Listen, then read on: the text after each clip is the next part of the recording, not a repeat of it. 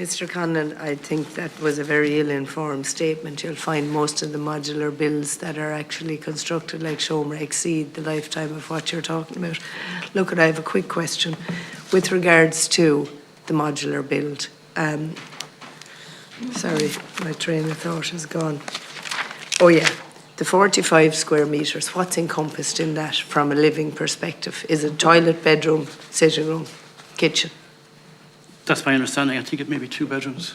So 2 bedrooms at 442,000. Now, I don't care if it's the most expensive, worst site ever in the history of the state. There isn't a site in Dublin that has cost 289,000, as you told Deputy Kelly, to do groundworks. And I mean, just remember, Mr. Conlon, the same preparation occurs for all constructed houses. It takes less time and it doesn't come in at your cost. Now, if you did make this known, who did you make it known to? And have you a copy of that correspondence?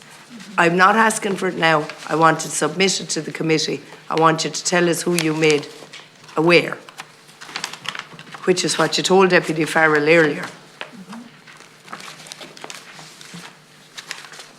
Just bear with me for 1 second, Deputy.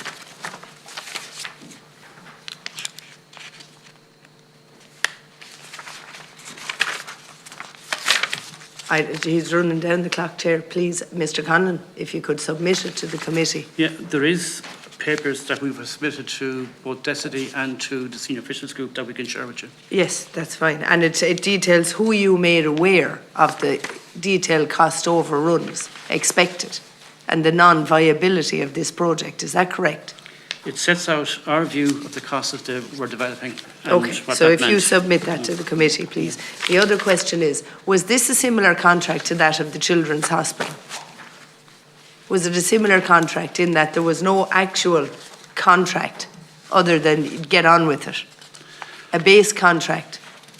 To be frank, I'm not familiar with the specific contract. Well, can you get the details for us? We can, yeah. Thanks, and submit to the committee as well.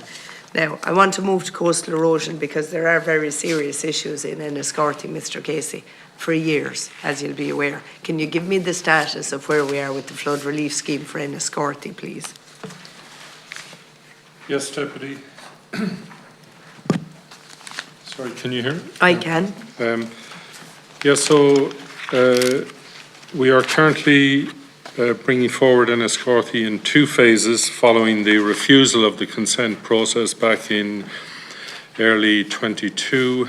We have had to, on foot of that refusal of consent, we've had to review the design of the scheme in order to bring forward a scheme for Enniscorthy that will stand a chance of securing consent.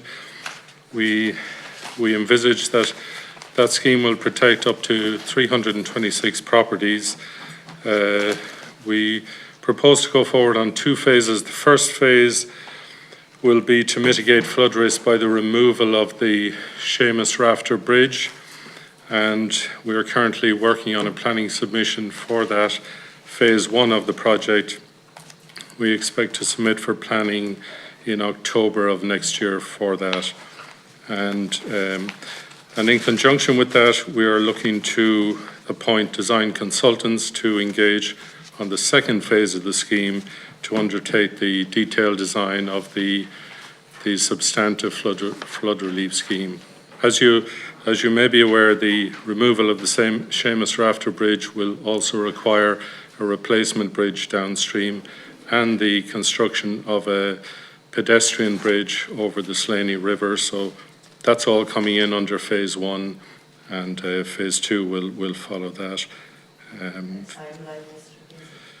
So we expect also on phase 2 to go into planning by October of next year as well. Okay, thank you. I just finally want to bring your PR contract that you tendered, Mr. Conlon. You withdrew it.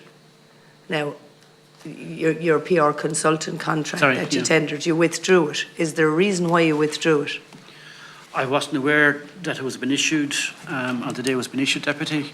I was concerned about the cost of it, and I was concerned. I wanted to have sight of what the services being offered were, and that's why I asked for to be reviewed. So quick question then, are you going to reappoint your current consultants for another year, as I believe is allowed?